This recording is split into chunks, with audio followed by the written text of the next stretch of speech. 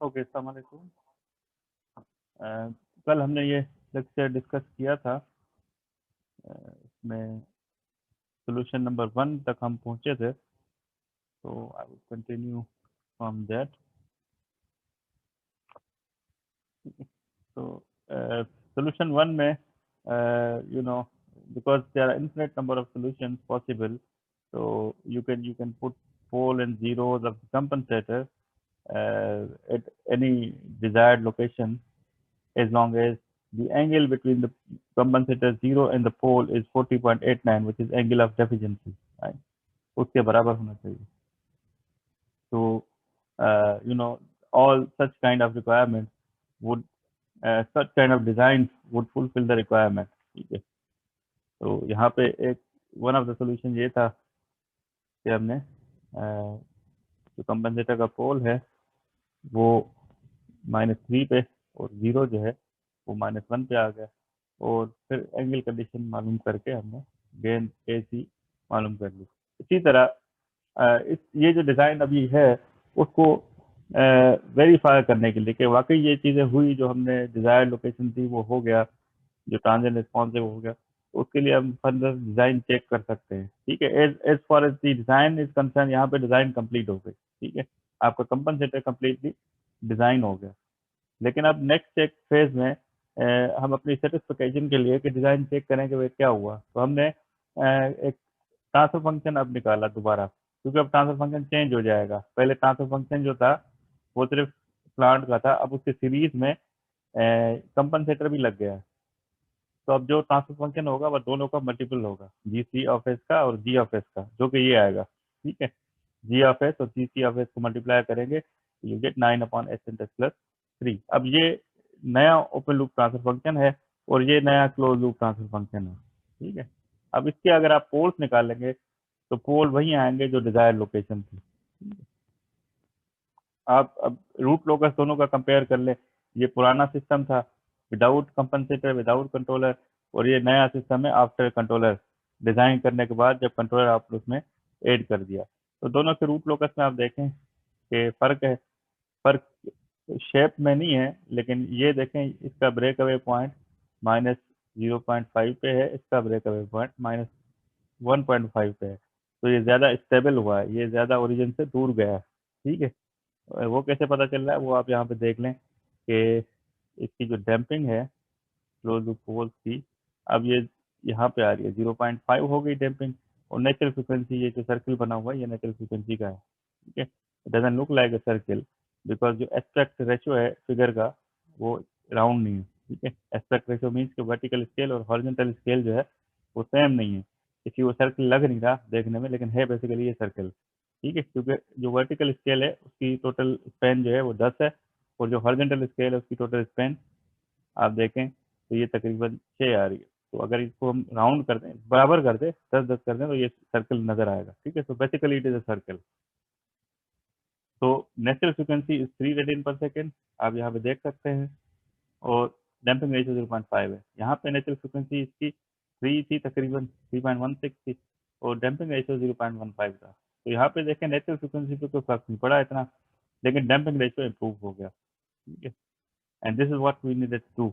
हमें natural frequency same रखनी थी और डैम्पिंग रेशियो जो है वो इम्प्रूव करना था. तो as long as the desire requirement is concerned, आप यहाँ पे देखें फुलफिल हो गई. ठीक है. लेकिन एक और चीज होती है जो हम चेक करते हैं कि स्टेडी स्टेट रेस्पॉन्स से कोई फर्क पड़ा नहीं पड़ा. उसके लिए हम के वी डिटरमाइन करते हैं और स्टेडी स्टेट एरर कैलकुलेट करते हैं. तो के वी का आपको फार्मूला याद होगा, it is equal to limit s tends to 0 s into G of s. And formula आप यूज करके देखें के वी जो है वो 10 है, एंड स्टेडी स्टेट एरर जो है ये 0.1 है. लेकिन ये के वी जो है ये पुराने सिस्टम का है, ये विदाउट कंट्रोलर. ये जो ट्रांसफर फंक्शन हमने यूज किया है ना, ये विदाउट कंट्रोलर है. ओरिजिनल सिस्टम का के वी जो है वो 10 है, और स्टेडी स्टेट एरर 0.1 है. अब हम देखते हैं कि कंट्रोलर ऐड करने के बाद इसकी स्टेडी स्टेट एरर कितनी आएगी. तो कंट्रोलर ऐड करने के बाद मीन्स कि यहाँ पे जो जी ऑफ एस है इसकी बजाय हम G C of S into G of S दोनों कंबाइन करके यूज करेंगे. ठीक है. तो यहाँ पे सब्सटीट्यूट करेंगे हम दोनों, बाकी फार्मूला सेम रहेगा. और अब जो हमारी केवी आई वो 3 आई. ठीक है. ओरिजिनल प्लांट की जो केवी थी वो 10 थी, ठीक है, और K V of the after compensation it is 3, तो कम हो गई केवी, इसका मतलब स्टेडी स्टेट एरर ज्यादा हो जाएगी, क्योंकि ये जो स्टेडी स्टेट एरर है दैट इज रेसिप्रोकल ऑफ केवी, तो केवी 10 था ओरिजिनल प्लांट में, अब 3 हो गया, तो स्टेडी स्टेट एरर थोड़ी बढ़ गई, ठीक है, तो ये फर्क होता है, ये आएगा definitely, there is if you are improving transient response, consequently जो स्टेडी स्टेट रिस्पॉन्स है उस पर थोड़ी चेंजेस आएंगे, वो इंक्रीज होगा, एरर इंक्रीज हो सकता है या स्लो हो सकता है सिस्टम, ठीक है, तो as long as the design requirement steady state error थोड़ी खराब होगी, लेकिन इतनी नहीं है, there is not too much difference, 0.1 से 0.3 हुई, तो लेकिन स्टिल इसका फर्क है, तो इसको हम जब दूसरा डिजाइन करेंगे, क्योंकि सोल्यूशन 1 में इतनी आई है, सोल्यूशन 2 आप करें तो शायद इससे कम आ जाए, फॉर एग्जाम्पल अनदर सोल्यूशन हम करते हैं, ठीक है, अब हम जीरो को यहाँ पे प्लेस करते हैं, जहाँ पे डिजायर लोकेशन है उसके बिल्कुल नीचे 90 डिग्री पे, आप कहीं पे भी कर सकते हैं, ठीक है, आप यहाँ पे भी कर सकते हैं, आप यहाँ पे भी कर सकते हैं, इट्स अप टू यू, ठीक है, and as I told you have to place a zero at your desire location, आप अपनी मर्जी से उसको आर्बिट्ररी कहीं पे भी प्लेस करेंगे, और फिर उससे 40.89 जो भी एंगल ऑफ डेफिशिएंसी है वो मेजर करके आप लाइन ड्रॉ करेंगे, और जहाँ पे वो एक्स एक्सिस पे कट करे वो पोल की लोकेशन होगी, ठीक है, तो पोल की लोकेशन जीरो को यहाँ पे पुट किया हमने, ये तकरीबन मेरे ख्याल में 1.5 -1.5 है, तो जीरो की पोल की जो लोकेशन आई वो 3.6 आई, ठीक है, तो in this design zero is located at -1.5 and pole जो है वो -3.6 पे आ गया, ठीक है, तो ये आपको ट्रांसफर फंक्शन मिल गया, ठीक है, ट्रांसफर फंक्शन मिल गया, तो केसी कैसे मालूम करेंगे, एंगल कंडीशन अप्लाई करके आप केसी की वैल्यू मालूम करेंगे, वो तकरीबन 1 ही आएगी, मैंने आपको बताया था कि लीड कंपनसेटर में केसी की वैल्यू अराउंड 1 ही आती है, ठीक है, यहाँ पे 1.03 आई, पिछले एग्जाम्पल में 0.96 आई थी, तो ये तकरीबन 1 के बराबर ही आती है, क्योंकि हमें गेन चेंज नहीं करनी ओपन लूप गेन, ठीक है, हमें सिर्फ लोकेशन ऑफ पोल चेंज करनी है, तो ये आपको ट्रांसफर फंक्शन मिल गया सोल्यूशन 2 से, ठीक है, अब इसको भी आप कंपेयर कर सकते हैं जैसे हमने सोल्यूशन 1 में कंपेयर किया, even you can also compare solution 1 with solution 2, ये दोनों में से कौन सा सोल्यूशन बेहतर है, ठीक है, अब सोल्यूशन 3 मैंने आपको बताया था कि देयर इज अ वे, क्योंकि अल्फा की वैल्यू जितनी आप मैक्सिमम रखते हैं उतना आपको स्टेडी स्टेट एरर जो है कम मिलता है, तो अल्फा की वैल्यू मैक्सिमम कैसे रखें, उसके लिए देयर इज अ मेथड कि how to choose the value of pole zero and pole of the compensator such that the value of alpha becomes maximum possible, जो भी मैक्सिमम पॉसिबल है वो होगी within the design requirement, तो उसके लिए method है कि आप जो है जो desired location of close loop pole है उससे आप एक वेक्टर ड्रॉ करते हैं AP हॉरिजॉन्टल वेक्टर, ठीक है, हॉरिजॉन्टल लाइन ड्रॉ करते हैं, नोट वेक्टर में लाइन, ठीक है, और दूसरी आप लाइन ड्रॉ करते हैं ओरिजिन से P तक, ठीक है, ये आप लाइन ड्रॉ करेंगे from the desired location of close loop pole, ठीक है, ये आपने लाइन ड्रॉ की, एक हॉरिजॉन्टल लाइन और एक लाइन ओरिजिन से स्टार्ट होगी उस पॉइंट तक, अब ये जो एंगल है, ये टोटल एंगल, इस एंगल को आपको बाइसेक्ट करना है, ठीक है, फॉर एग्जांपल ये 160 आ रहा है total angle, for 120 for example ये 120 डिग्री है, तो इसको बाइसेक्ट करना है, बाइसेक्ट करना है मीन 60 डिग्री इधर आएगा, 60 डिग्री इधर आएगा, ठीक है, तो ये सबसे पहले आपको करना है कि ये जो एंगल है गामा वट एवर, ठीक है, इसको आपको बाइसेक्ट करना है, बाइसेक्ट करने के बाद one side would be gamma by 2 and other side would be gamma by 2 as same, ठीक है, हमने इसको बाइसेक्ट किया, ठीक है, इस स्टेज के बाद आपका जो टोटल एंगल ऑफ डेफिशिएंसी है, ठीक है, in this particular case it is nearly 40.89, ये एंगल ऑफ डेफिशिएंसी है, तो अब ये जो आपको लाइन मिली, इसको आप डिवाइड कर दें 2 से, 40.89 डिग्रीज को 2 से डिवाइड कर रहे हैं, तो ये तकरीबन 20.4 होगा। अब ये जो आपको लाइन मिली है, जिसको आप, जो एंगल को बाइसेक्ट कर रही है, आपको यहाँ से मेजर करना है, ठीक है। 20 degree, half of the theta D in this direction and half of the theta D in this direction, ठीक है। थीटा डी अपॉन 2 और theta D upon 2 with respect to this line जो इस एंगल को बाइसेक्ट कर रही है। और यहाँ पे ये बाइसेक्ट कर रही है, वहाँ से आप लाइन ड्रॉ करेंगे, ये लाइन आ जाएगी और दूसरी लाइन भी आ जाएगी। ये जो है जीरो की लोकेशन होगी, ये सॉरी पोल की लोकेशन होगी, जो भी है ग्राफ पेपर पे आपको मिल जाएगी, ठीक है। तो यहाँ पे जो पोल एंड जीरो की लोकेशन मिलेगी, that would give you the maximum possible value of alpha, means the minimum possible value of steady state error with in the design requirement. अब यहाँ पे ये दिखाया होगा, ठीक है। ये बाइसेक्शन आपने बना दिया। अब यहाँ पे आपको लाइन ड्रॉ करनी है दो, दोनों का जो एंगल है थीटा डी अपॉन 2 और थीटा डी अपॉन 2 होना चाहिए with respect to this central line, ठीक है। और जहाँ पे ये बाइसेक्ट करें, ये आपके पोल एंड जीरो की लोकेशन आपको मिल जाएंगे, ठीक है। अब यहाँ से ग्राफ पेपर से आप इसकी वैल्यूज निकाल लें, तो आपको कंपनसेटर के जीरो की जो लोकेशन है 1.94 पे आई और पोल की लोकेशन है -4.65 पे आई। और अगेन मैग्नीट्यूड कंडीशन लगा के आप के सी की वैल्यू सिमिलरली मालूम कर लें, वो तकरीबन दोबारा 1 के बराबर ही आएगी, ठीक है। अब आप अल्फा की वैल्यू निकालें, 1/t जो है 1.9 के बराबर आया, तो t जो है 0.54 हो गया। 1/अल्फा t जो है 4.6 के बराबर आया, तो अल्फा जो है 0.44 के बराबर आया। This is the maximum possible value of alpha. And के सी की वैल्यू आप यूजिंग मैग्नीट्यूड कंडीशन लगा के और के सी की वैल्यू आप मालूम करें, वो तकरीबन अगेन 1 के करीब ही आएगी, जो कि 1.2 आई, ठीक है। तो this is the best possible design जो आप कर सकते हैं। सोल्यूशन 3 में आपको मेथड बताया गया है जहाँ पे आप बेस्ट पॉसिबल डिजाइन करते हैं, ठीक है। लेकिन इट इज नॉट नेसेसरी कि ऑलवेज आप यही डिजाइन यूज करें। जब आपको रिक्वायरमेंट हो कि स्टेडी स्टेट एरर भी बिल्कुल एक्यूरेट हो, तो फिर आप इस तरह की डिजाइन चूज करेंगे।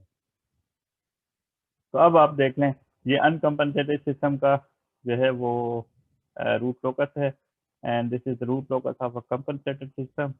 आप देखें डिजायर लोकेशन ये थी, और नया जो रूट लोकस है वो इस डिजायर लोकेशन से पास होकर फिर गुजर रहा है। तो your design requirement is fulfilled. अब फाइनल डिजाइन चेक आप केवी मालूम कर लें कंपनसेटेड सिस्टम का, तो आपको केवी अब मिला 5.1, ठीक है, जो कि इस तरह में आपको 0.194। ओरिजिनल सिस्टम का जो केवी था विदाउट वो 10 था और ये से 0.1 थी, ठीक है। तो अब देखें ये करीब है, इतना फर्क नहीं है।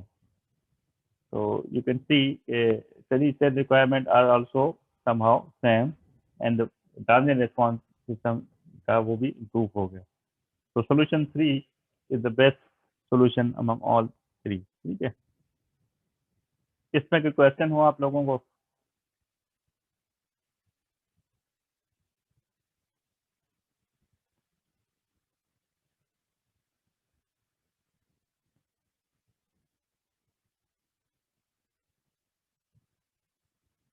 कोई क्वेश्चन नहीं है? समझ आ रही है चीजें?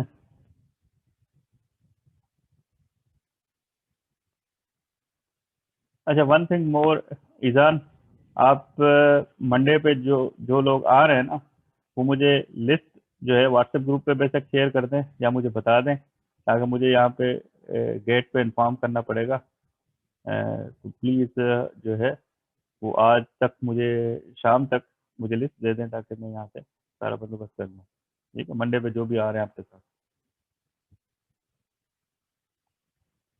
ठीक है। अब सिमिलर एग्जांपल है जो मैं आपके लिए होमवर्क के लिए छोड़ रहा हूँ, ठीक है। उसमें आप ट्रांसफर फंक्शन गिवन है, the damping ratio of closed pole is 0.5 and natural undamped frequency 2 radian पर सेकंड है। ये ओरिजिनल सिस्टम की है। It is desired to modify the closed pole, desired to modify the closure such that the natural damping frequency becomes 4 radian per second, natural frequency change हो जाए और damping ratio same रहे, ठीक है। तो अब अगेन ट्रांजिएंट रिस्पांस आपको improve करना है, और इसी तरह बिल्कुल स्टेप अप्लाई करके इसको आपको सॉल्व करना है, जैसे हमने एग्जाम्पल नंबर 1 किया। लेकिन एग्जाम्पल नंबर 1 में हमने 3 सॉल्यूशन किए, मैंने आपको बताने के लिए। आप कोई एक सॉल्यूशन चूज कर लें आप अपनी मर्जी से, और उससे आप उसको सॉल्व करें। और फिर आप मैटलैब पे ग्राफ वगैरह कंपैरिजन करने के लिए स्टेप रिस्पॉन्सेज भी आप कंपेयर कर सकते हैं। तो ये आप होमवर्क जो है वो ट्राई कीजिएगा। अब मैंने आपको एग्जाम्पल 1 पे थोड़ा ले जाऊं सी स्टेटमेंट पे।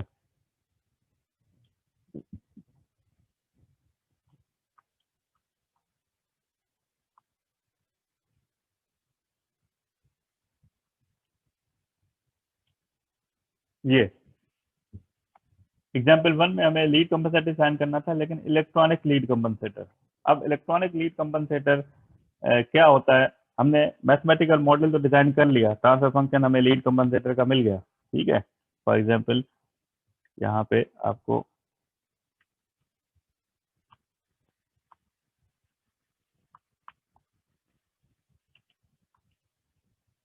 ये ये आपको ट्रांसफर फंक्शन मिल गया, ठीक है। ये मैथमेटिकल मॉडल है, और ये मैथमेटिकल मॉडल ऑब्वियसली जब आप फिजिकल सिस्टम या किसी मोटर के लिए कंपनसेटर डिजाइन कर रहे हैं, या किसी you know position control system के लिए कंपनसेटर आपने डिजाइन किया, तो ये mathematical model would be implemented on some physical system. किसी फिजिकल सिस्टम पे इम्प्लीमेंट होगा ना, कोई कोई फिजिकल डिवाइसेस होंगे जिस पे इम्प्लीमेंट होगा। तो इसकी रियलाइजेशन, हम कहते हैं रियलाइजेशन इसकी कैसे करेंगे, ये तो मैथमेटिकल मॉडल है।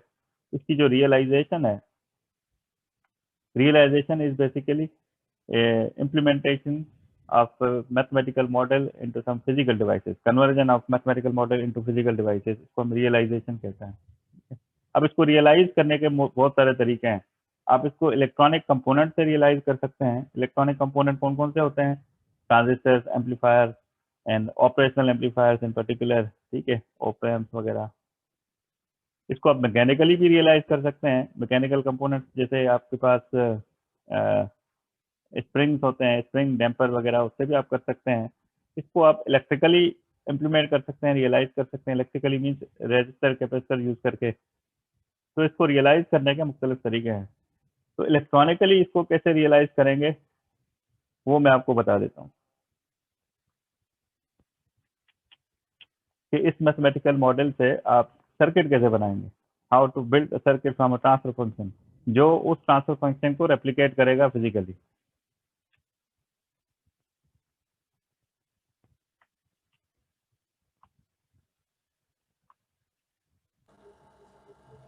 ठीक है, ये सर्किट डायग्राम है यूजिंग ऑपरेशनल एम्पलीफायर, जो कि रेप्लिकेट करता है कंपनसेटर को। ये सर्किट जो है, it can be a lead compensator, electronic lead compensator. It can also be electronic lag compensator. ये लीड कंपनसेटर भी हो सकता है, ये इलेक्ट्रॉनिक लैग कंपनसेटर भी हो सकता है। वो हम जब जब ड्राइव करेंगे तो इसका आपको ट्रांसफर फंक्शन ड्राइव करना है। ट्रांसफर फंक्शन ड्राइव करना है मीन्स कि आपको पता है कि ये जो इम्पिडेंस है, इसकी इम्पिडेंस कितनी है, हमें सपोज ये Z1 है, ये हमने किया था मॉडलिंग पार्ट, ठीक है। ये आप सपोज ये Z2 एंड ये तो रजिस्टर्स हैं, ठीक है। बेसिकली Z1 क्या होगा, Z1 basically would be the parallel combination of जो भी है कैपेसिटर का जो इम्पिडेंस है प्लस ट्रांसफॉर्म इम्पिडेंस, ठीक है, रजिस्टर का। ये हमने किया हुआ है, वो लेक्चर आप रिपीट कीजिएगा। तो how to find out this, ठीक है। तो ये जो स्टेज है, ये जो फर्स्ट स्टेज है, दिस वन, सॉरी इसमें ये रजिस्टर नहीं आएगा, ये फर्स्ट स्टेज है, ठीक है, ये वाली जो है। और ये एडिशनल स्टेज है जो ओवरऑल ट्रांसफर फंक्शन को पॉजिटिव करने की, तो ये नेगेटिव फीडबैक एम्पलीफायर है, ठीक है। और op amp with negative feedback amplifier का जो गेन होती है, तो suppose E of S upon I of S, ठीक है। ये जो फर्स्ट पार्ट है, इसका जो ट्रांसफर फंक्शन आएगा ना, वो नेगेटिव आएगा। उसको पॉजिटिव बनाने के लिए फिर दूसरी नेगेटिव स्टेज लगा दी, तो ओवरऑल ट्रांसफर फंक्शन आपका पॉजिटिव हो जाएगा। It means E naught of S upon E I of S जो है, वो पॉजिटिव आएगा, what ever it is should be positive. तो इसके दो पर्पज हैं, ये जो स्टेज लगाई है हमने, इसके दो पर्पज हैं। एक, इसको ओवरऑल ट्रांसफर फंक्शन पॉजिटिव हो जाएगा। दूसरा, आपको गेन एडजस्टमेंट जो के सी एडजस्ट करना है ना, के सी, तो K C would be simply R4 upon R3 के बराबर हो जाएगी के सी। ठीक है, अभी हम ड्राइव करते हैं तो फिर पता चल जाएगा। तो इसका सबसे पहले आपको ट्रांसफर फंक्शन ड्राइव करना है, जो कि E naught of S upon E I of S हो जाएगा। ठीक है, तो ये हमने किया हुआ है ऑलरेडी। तो you know how to find out the transfer function, ये इसका ट्रांसफर फंक्शन आ जाएगा। अगर इसमें कोई प्रॉब्लम है तो आप फिर बाद में पूछ सकते हैं। ये हम ड्राइव ऑलरेडी एक लेक्चर पूरा इस पे एक्सप्लेन कर चुके हैं, तो I hope you can derive it. And being an electrical engineer, this is the topic where you should be comfortable. अब ये इसका आ गया R2 R4 अपन R1 R3 R1 C1S plus 1 और R2 C2S प्लस 1। इसको थोड़ा हम सही करके लिखें, थोड़ा रीराइट करें by taking R1 C1 common from the numerator and taking R2 C2 common with from the denominator.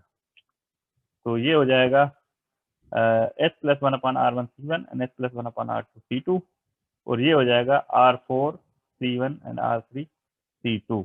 ठीक है, अब इसको अगर हम कंपेयर करें, जनरल जो ट्रांसफर फंक्शन है लीड कंपनसेटर का, वो बराबर होता है के C s plus 1 upon C and s plus 1 upon alpha T. ये जनरल ट्रांसफर फंक्शन होता है।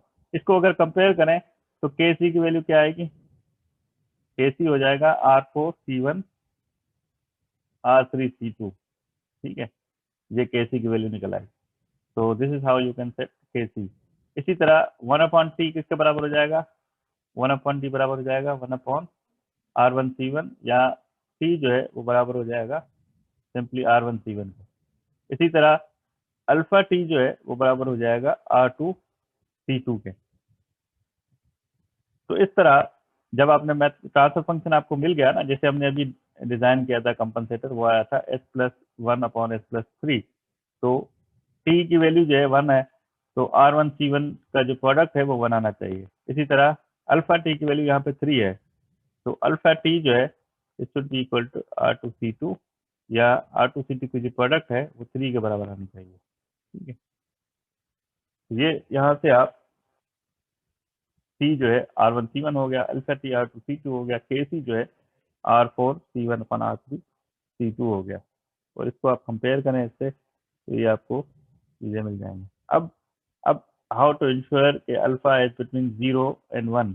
अगर अल्फा 0 एंड 1 के दरमियान होगा तो ये जो सर्किट है ये फेज लीड प्रोड्यूस करेगा। उससे कोई भी आप साइनोसाइडल इनपुट अप्लाई करेंगे तो आउटपुट पे sinusoidal input with different gain आना चाहिए, लेकिन उसकी फ्रिक्वेंसी भी सेम होगी, लेकिन उसका फेज शिफ्ट जो है पॉजिटिव होगा, फिर फेज लीड प्रोड्यूस होना चाहिए। अगर ये अल्फा की वैल्यू हम 0 और 1 के दरमियान रखते हैं, तो हाउ टू मेक श्योर कि अल्फा इज बिटवीन 0 एंड 1, वो आप यहाँ से R1 C1 की वैल्यूज और R2 C2 की वैल्यूज से, इसका मतलब R1 C1 जो है it should be greater than R2 C2 in order to fulfill this condition, otherwise this network won't be phase lead network।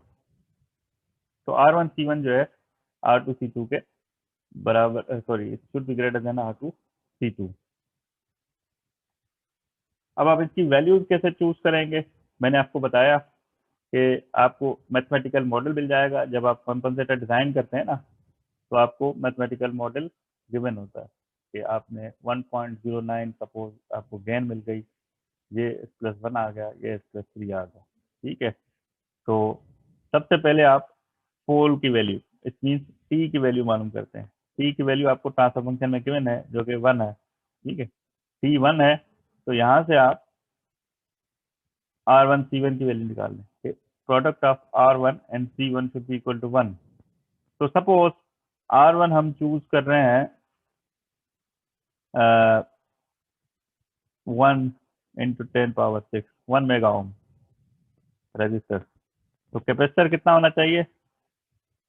Capacitor होना चाहिए 1 अपॉन R1। C1 जो है it would be 1 upon R1, right. तो capacitor की value कितनी हो जाएगी? 1 microfarad. तो when we choose R1 to be 1 mega ohm and C1 to be 1 microfarad, then R1C1 would be equal to T, जो कि 1 है। तो आपका पोल जो है वो सेट हो गया। अब इसी तरह इसकी वैल्यू अल्फा टी जो है वो 3 के बराबर है, and it is equal to R2C2। तो R2C2 should be equal to 3। Again R2 की वैल्यू फॉर एग्जाम्पल हम अगेन 1 मेगा ओम रखते हैं, ठीक है। तो C2 कितना हो जाएगा, 3/1 मेगा ओम, ठीक है। इसमें 3 माइक्रोफेरेड। तो आपका ये भी पोल भी सेट हो गया। आपने जीरो भी अपनी लोकेशन पे रख दिया by choosing the value of resistor and capacitor, and similarly zero भी आपने सेट कर दिया, सॉरी पोल भी सेट कर दिया by choosing the value of resistor and capacitor. अब जो है, अब आपको केसी सेट करना है, ठीक है।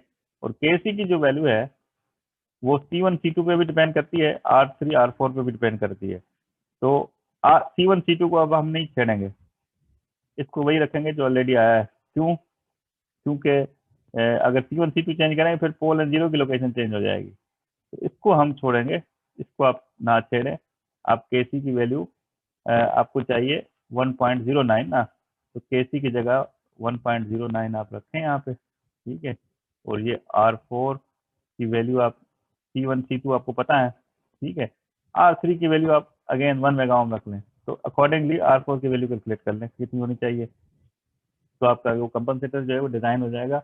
आपका जो ये वाला ट्रांसफर फंक्शन है ये रियलाइज हो गया, इसको आपने इम्प्लीमेंट कर दिया ऑपरेशनल एम्पलीफायर पे इलेक्ट्रॉनिकली, ठीक है। तो this is how you can actually place the realise any transfer function using electronic component.